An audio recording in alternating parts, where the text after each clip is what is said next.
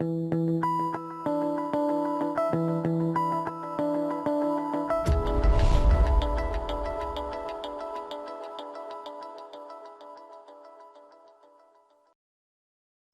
this is Mike Schneider for CardRunners.com. Today I'm doing a kind of a leak finder video where we've taken a couple of hands from the Reddit poker community, and I'm going to analyze kind of the thought process that our hero was taking and give some suggestions on whether it was correct or what I can maybe do differently. So before we start this hand, I was given a read that our small blind, who's the primary villain here, he's an aggressive Asian whose range is anywhere at any time and is a mega gambler. With that note, I'll just kind of play out the hand where we have us raising pre-flop. This is at 30-60 stakes. Pretty standard pre-flop raise, and he leads into us, and so we make a very standard raise, nothing wrong with that. We have an overpair with lots of cards that are vulnerable, so we then bet the turn. He calls and he checks us, and we check behind here. And the opponent happened to have 9-6 offsuit for a river 2 pair, which I was given some additional thoughts where our hero said that after villain checks the river 9 to me, it felt suspicious knowing he likes to check raise. I felt that if he only had one pair, he would have bet out and I could have called. Instead, I played it safe and checked instead of having to call a check raise. He showed the 6-9 offsuit for a river 2 pair, and I knew something about his betting into me on the flop and calling the turn from the check the river was fishy. So, basically our main focus in this hand should be on the river, and whether we should be checking it behind or betting it, which I would advocate that we should be betting the river hand. I will present here a little bit of Poker Stove, which you can find at pokerstove.com, which I have inputted our hand, the board, and a range of hands that we think our opponent could have, which I will pull up here. Any of the yellow are the type of hands that here, I'll slide this so we can still maybe see some of the board. Got it so that the yellow hands here are hands that I would put somebody that can have a huge range on possibly having here.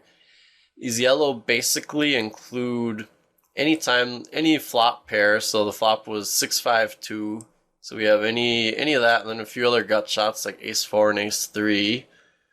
So we've got pairs of sixes here and over here. Pairs of fives, same thing, kind of. And then pairs of twos. And notice that down here, like I included Jack-2 offsuit, but not 10-2 offsuit to 5-2 offsuit. Reason being that I was going to give our opponent just a little bit of credit for folding even like 10-2 and 9-2 offsuit. Although, like, given the fact that he called 6-9 offsuit, maybe he will call any of those, but I included the face card. You might notice I did not include the queens here, so like queen 6, queen 5, queen 2, or same way up here, queen 2, queen 5, queen 6. That would be because queen was on the turn, and I'm guessing that any kind of villain who is in a mega aggressive gambler, if he happens to have improved with the queen, he's going to do something differently than check call, be it betting out or check raising the turn. And likewise, when I didn't include a hand like 5-2 suited or 6-2 suited, those hands flop 2 pair or 6-5 as well. I didn't include any of those because I think if our opponent had any of those 3 hands, he would have either put in more action on the flop or more action on the turn. So we've kind of disregarded those as well from the range of hands. And by doing that, when we give him this kind of range here on the river, we are beating 86, or we're winning 86% of the time. So on the basis of that reasoning, I think yes, there is a possibility that the 9 could have improved him, which, pull it up one last time. Finally, I did throw in hands like 9-8, which rivered a pair of 9s, which who knows if he would even check raise a 9-8. He might just check call it, but I included 9-8, 9-7, obviously 8-7 for the nuts, which is a straight. And to me, it just seems like our hand is still too overwhelmingly strong against the range of hands he could have here that it's just worth enough to bet. And then if he does happen to check raise us, so I mean, like right now the pot's $388. If I bet the river, it's $444. He check raises, it's 6. Wait, why did I say $444? It's $448. If he check raises, it's $588. We're putting in 60 to call, so we're getting almost 10-1 to call. So you'd have to be bluffing. When getting almost that price, almost 10-1, he'd have to be bluffing about 10% of the time or less for it to be a bad call. If he's bluffing more often than that, it's a good call. And given the description that he's a mega gambler and he's very aggressive, I think I would take those chances, because we pull up this kind of thing here. I mean, I didn't even include hands like, say he has like King 4, which maybe he could play King 4 suited that way, which I didn't include King 4, King 3, which is just a gut shot on the flop with an additional overcard. So if he could have any of those kind of hands, he might check raise those, or he might check raise a pair of 2s thinking that he's going to bluff with that. Or you never know. When it's an aggressive, spazzy gambler, if they make a better hand against you, I feel like usually it's just best that on the river in a big pot, you just give them the money. If they have the hand, it's theirs. Which also then, for like including in this analysis, like I didn't even factor in like, maybe this guy will end up for some reason calling with King 4 on the river. That's just even more hands that we beat. And I think that these kind of aggressive gamblers, they aren't going to fold any pairs they have on the river. So if they do have Ace 2, they're still going to check call.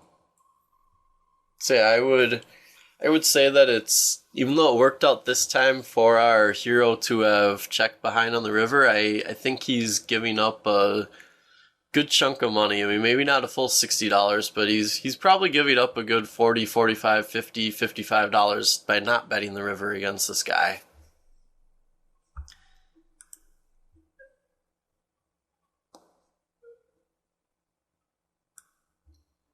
Alright, with that said, let's move on to another hand here I have, which I'm giving a read of big blind here. Is good. Whenever he is in a hand and is betting on a board with big cards, he usually shows up with a strong hand. But earlier I saw him hit a gut shot on the turn with 7-5 offsuit. All in all, he's good, and he knows I know that. So let's play this out here. We got hero in the cutoff. He raises a pocket tens, the small blind calls, and the big blind calls. Flop a 9-5-2 check to us. We make a standard bet here. And big blind calls, which I'm pausing it here because that'll be a point of contention for later in the hand, in which pot was $210 at the point of the big blind calling, so he was getting effectively 7-1 to make that call.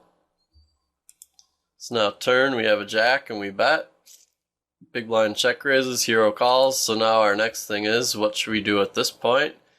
480 now in the pot at the end of the turn of calling the check raise, which with 420 in the pot for another 60, should we be calling the turn? And I would say yes, we should be. There's just a possibility that he's check raising a 9, possibility that he's check raising a diamond draw, an 8-7, that turn of double gut shots, a queen 10, a king 10, a king queen, or just other random air like 3-4 that waited till the turn, ace 4, ace 3. Like, there's just good players will show up with some bluffs here sometimes, and we still have a pretty strong hand, and he may check on the river and give up, or he may bet, or we might improve on the river, we might catch that 10. So for all those reasons, I would still call the turn check raise. Now the river's a 3, that doesn't really change much unless he had ace 4. And in fact, he has king jack, so he did catch his jack, but so 480 on the pot on the river bet, it's up to 540. It would cost $60 to call, getting 9-1. We have to be good about 1 in 10 times here. I would still make that call against an opponent that's described as a as a good player who's strong and aggressive and thinking, I would. But alright, to evaluate the hand a little more for our leak finding sake, I was given some analysis by the hero of, I just knew he had a jack when he check raised, but I couldn't let it go. Combination of tilt and frustration got me here. So I called his check raise on the turn and he bet out on the low non-flush card river. I looked at him and said, "You caught a jack, really?" And he was stone face. I made the crying call and he had king jack off. I don't know if I'm playing poorly or it's a next level skill to call a pre-flop raise, miss the flop completely, yet still call a flop bet in hopes of hitting 6 outs. I think I'm too tight for these kind of moves. Alright, I read all that off for us to go back to the flop here with hero having king jack. So we'll just play that out again. And bet we're up to 210. 210 costs $30 to call. Once again, brought up our trusty poker stove here. And against the range that I'll show you in a second, king jack still has 37% equity, hot and cold. Which hot and cold just means like if we were to call the action and not have to put in any more money the rest of the way, we're going to win the pot 37% of the time, almost 38% of the time, against this range of hands that I've given the hero here. Which in the hero's thoughts he said that he thinks he plays too tight in these kind of moves. So I'm going to take it that hero himself is a pretty tight player. Move this out of the way. Oops. And so I even did a few favors for our hero in this hand to make it even less likely that king jack will have equity. I said that he stops open raising any hands below ace-9 offsuit. So notice like a lot of those hands don't connect with the board, which in reality I think you should be opening more hands than ace-9 off, lower than ace-9 offsuit. And same with the kings. I stopped it at king 10, queen 10, jack 10. So I gave him a pretty tight range, which here we only have 28.5% opening range with this range. So even against a tight range here, the king jack has almost 38% equity, which when we're having to put $30 into a $210 pot, that makes it a pretty easy call. Like even if there was $120 in the pot and it's 30 to call, we would have the right price too. So at $210, this is a really, really simple call for the big blind. I mean, yeah, sometimes he's against pocket aces, sometimes he's against pocket queens, etc., and he loses, but it's just a matter of when you look at 9-5-2, could be up against pocket sevens, he has 6 outs, could be up against queen 8 suited and he has the best hand, and if hero's a tight player, maybe the cutoff, the hero ends up checking behind on the turn, and now big blind gets to either see a cheap free showdown if it goes check again on the river, or gets one more chance to catch another card. There's just a lot of good ways that king jack here can end up either making the best hand or being the best hand, and your opponent doesn't bet anymore. So if I was the villain with king jack in this hand, I would definitely be calling the flop bet just to see if I improve and see what happens. I mean, 10 might come on the turn, which gives me potentially additional outs with king jack. Like I could be against ace high, and now my king jack makes it so that any jack, king, or queen on the river gives me the winning hand, in which case the queen would be the nuts. Or a queen comes on the turn, and now I have a gut shot to the nuts. There's just a lot of good things that can still happen, especially when the pots offer me that price to continue. And then if our opponent here, who is hero, if he really is super, super tight, I can be calling a lot of these flops looking to make a move later in the hand, because it sounds like he plays really tight and he tends to believe what people represent. So maybe a 10 comes on the turn and I check raise and I get my opponent to fold ace high before the showdown, and that's just another thing to have in our arsenal to just be ready to use against the right kind of opponent. So all in all, I think hero played his hand fine by not folding before the river. I mean, on one of those days, if you're running really bad and people are always raising you and they always have it, it might just feel like, oh no, he's caught a jack again. But against a good, smart opponent, you're you're just kind of stuck and forced to often make tough showdowns like this with pocket tens, even though you feel like I'm never good here. I'm never good here. I mean, like maybe a 10 comes on the turn and a queen comes on the river. Like queen comes on the river, then you can go ahead and fold because now you're losing to queen jack that could have been semi bluffing, or 8-7 that was semi bluffing, or I guess 8-7 would still be losing, but you catch my point. There's just a lot of ways where you can't be folding on the turn, and then when the river card comes as a blank with pocket tens, you have to be calling again, and that's the nature of limit hold'em. You show down with a lot of hands, and sometimes it feels like you could be getting away from them, but a lot of times like this, it's just the breaks, and you aren't going to get away from it if you're playing against a tough opponent. Now, if you've never seen this guy like check raise bluff and a year of playing with him, then it's different. Then go ahead and fold to the check raise. But at this point, we weren't given any indication that that's the kind of opponent we're playing against. So, long story short, we should be showing down, and King Jack should not be folding on this flop. And with that, I hope you enjoyed this video, and please feel free to give me feedback or get us some additional hands at Card Runners that you'd like us to perhaps leak find for you in the future.